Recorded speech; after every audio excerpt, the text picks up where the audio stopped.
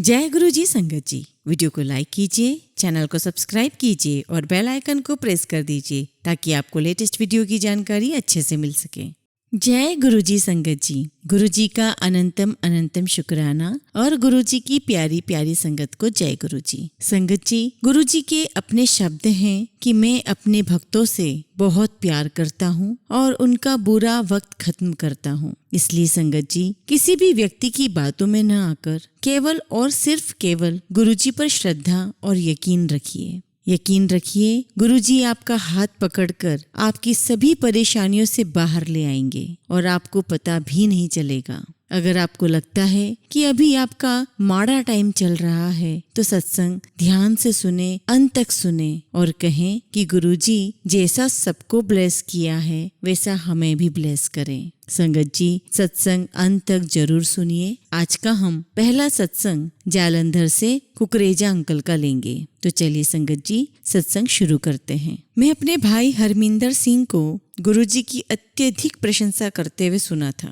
2003 में जब मैं जयपुर में रहता था, अपने भाई के साथ गुरुजी की संगत में गया। वहाँ पर सत्संग होते थे जिसमें प्रत्येक संगत गुरुजी के गुणगान गाते हुए उनके द्वारा असंभव को संभव होने की बात करते थे।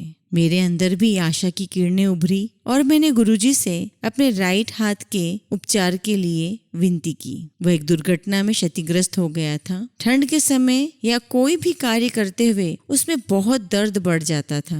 मुझे उनका आशीर्वाद प्राप्त हुआ और उन्होंने मुझे तांबे का लोटा लाने को कहा। जब मैं वह लोटा लेकर उनके सामने बैठा हुआ था, मुझे अपने हाथ में तेज तरंगें बहने का आभास हुआ। इससे तुरंत मेरे हाथ में शक्ति आई और मैं उसे बिना दर्द के हिला सका। मुझे बहुत यात्राएं करनी पड़ती है और अक्सर मेरी दुर्घटनाएं हो जाती थी, परंतु गुरुजी के दर्शन के बाद मुझे सुरक्षा का अनुभव रहा है। एक बार रात को अजमेर से जयपुर आते हुए मैं कार की पिछली सीट पर विश्राम कर रहा था। अचानक मुझे किसी ने झंझोड़ कर उठाया और मैंने चिल्लाकर ड्राइवर को कहा कि आगे रास्ते पर ट्रक खड़ा हुआ है। उसने तुरंत ब्रेक लगाया और मेरी दुर्घटना होते होते बची। मुझे आभास हुआ कि उस समय गुरुजी ने ही मुझे आधी नींद की अवस्था से जगाया था। मुझे एहसास होता है कि गुरुजी ने मुझे आशीर्वाद के साथ साथ प्रसन्नता और शांति भी दी है। मैं गुरुजी का बहुत बहुत आभारी हूँ जिन्होंने मुझे बहुत बहुत सारा ब्लेस किया है। संगत जी, अब हम चंडीगढ़ से मुनीत अंकल का सत्संग सुनेंगे।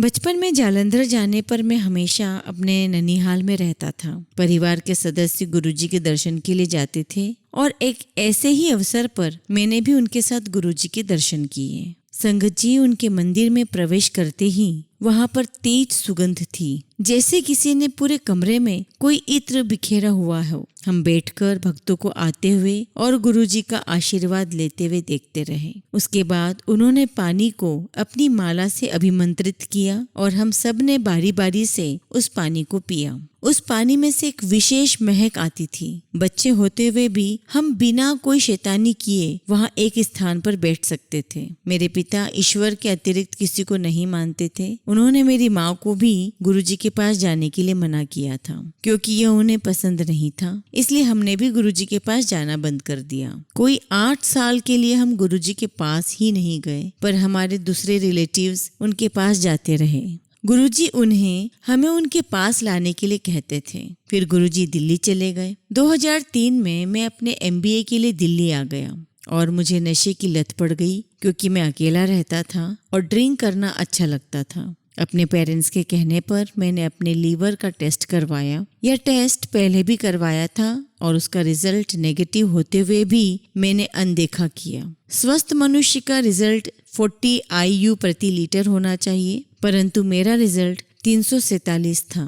स्पष्ट था कि यदि मैंने ड्रिंक नहीं छोड़ी तो मुझे लीवर ट्रांसप्लांट कराने की पूरी संभावना थी, जो निश्चित रूप से क्रिटिकल हो सकता था। मेरी माँ मेरे साथ रह रही थी। हम वसंत कुंज से द्वारका मकान बदल रहे थे और वह मेरी सहायता करने आई थी। मेरी माँ धार्मिक प्रवृत्ति की थी और नियमित रूप से गुरुजी के पास जाकर उनकी कृपा और मेरे स्वास्थ्य के लिए प्रार्थना करती थी। एक दिन गुरुजी ने उन्हें बताया कि उनकी संतान यानी कि मैं कष्ट में हूँ और मुझे लाने के लिए कहा। मैं गया। मेरे पिता को यह पता नहीं था। हर शाम को मैं सीधा उनकी संगत में जाकर चाय और लंगर प्रसाद लेकर वापस आ जाता था। कुछ भक्त सत्संग सुनाते थे कि कैसे गुरुजी ने उनके कष्ट दूर किए। वहाँ पर कई ऐसे भक्त थे जिनको हार्ट डिसीज, कैंसर और पैसों की कमी से मुक्ति प्राप्त हुई थी और अब वह सब प्रसन्न थे। गुरुजी ने माँ को 10 दिन तक लगातार आने के लिए कहा। मेरे लिए तांबे का लोटा भी मंगाया जिसे उन्होंने अभिमंत्रित किया और मैंने उसमें से पानी पिया। उनके पास बैठे हुए मेरे मन में केवल उनके आशीर्वाद का विचार रहता था। इन्हीं दिनों मैंने एक दूसरे डॉक्टर से परामर्श लिया। मेरे एक दोस्त ने उसके बारे में बताया था। मेरे दोस्त को भी यही रोग था और वह मेरी ही जैसी दवाइयाँ ले रहा था। 4 महीने के बाद भी उसका ट्रीटमेंट पूरा नहीं हुआ था। एक दिन गुरुजी ने मेरी माँ को कहा कि मैं स्वस्थ हो गया हूँ और उन्हें चिंता करने की कोई आवश्यकता नहीं है और मुझे फिर से टेस्ट कराने के लिए भी बोला। जब मेरे टेस्ट हुए तो परिणाम 40 IU प्रति लीटर आया जो सामान्य था। मैं समझ नहीं पाया कि चमत्कार कैसे हुआ। मैंने गुरुजी को उनके आशीष के लिए, आशीर्वाद के लिए धन्यवाद देना चाहा तो उन्होंने मुझसे प्रश्न किया कि क्या मैंने टेस्ट करवा लिए थे और मैंने हाँ कहा तो वह बोले ठीक है ना, जा ऐश कर। मेरी माँ और मैंने उनके चरण स्पर्श किए और हृदय से उनको धन्यवाद दिया।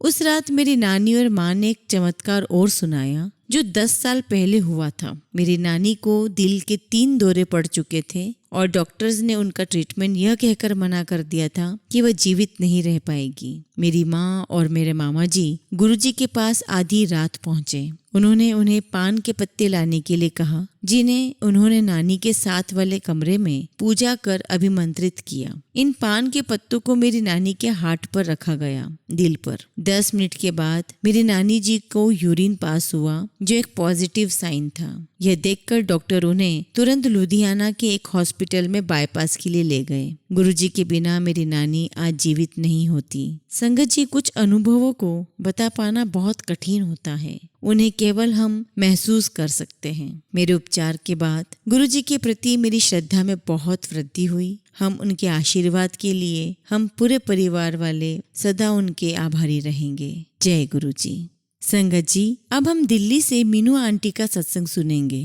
मेरी छोटी बहन गीता का विवाह 1995 में संपन्न हुआ था, पर वह 10 साल तक संतान सुख से वंचित रही। हम गुरुजी के पास पहली बार वर्ष 2001 में गए थे और मेरे बेटे शांतनु को मिर्गी से स्वस्थ करने के बाद हमने अपनी बढ़ती हुई परेशानियों की लिस्ट में एक परेशानी और जोड़ दी।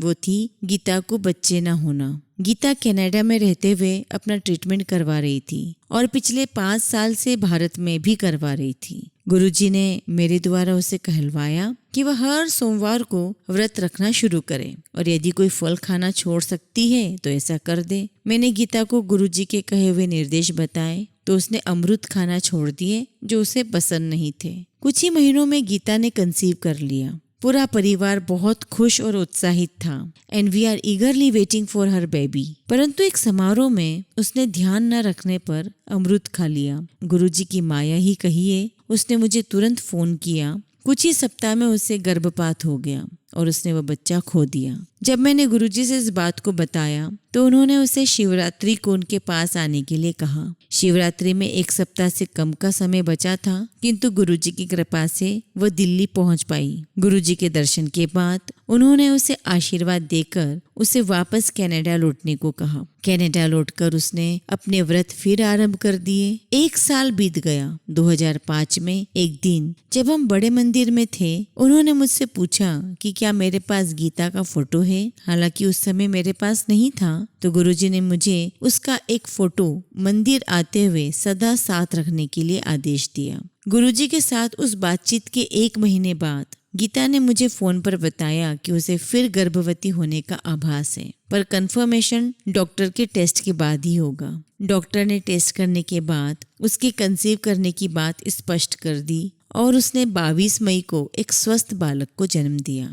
यह गुरु कृपा से ही संभव था, क्योंकि मेडिकल साइंस के पास अब कोई उपाय शेष नहीं बचा था। यह गुरुजी की जीवन और मृत्यु को नियंत्रित करने की एक अद्भुत प्रतिभा को दर्शाता है। गुरुजी सदा ऐसे ही अपनी संगत को और पूरे संगत परिवार को ब्लेस करते रहे। जय गुरुजी। शुक्राना गुरुजी।